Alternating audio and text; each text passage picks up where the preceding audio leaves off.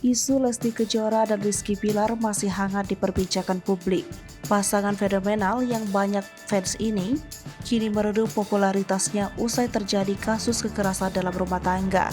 Sikap Lesti Kejora untuk mencabut laporan KDRT terhadap Rizky Bilar rupanya berbuntut panjang pada sepak terjang karir keduanya.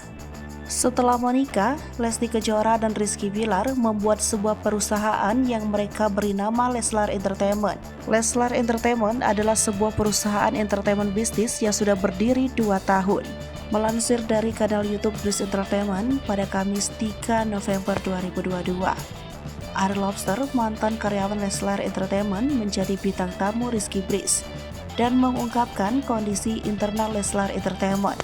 Ari Lobster mengungkapkan bahwa alasan pembubaran karyawan Leslar Entertainment karena Lesti Kejora dan Rizky Bilar ingin lebih fokus kepada keluarga. Menurut Ariel, baru karyawan saja yang dibubarkan per 27 Oktober 2022. Terkait perusahaan Leslar Entertainment sendiri, sejauh mana ke depannya hanya Lesti dan Bilar yang pegang kendali sebagai pemilik perusahaan.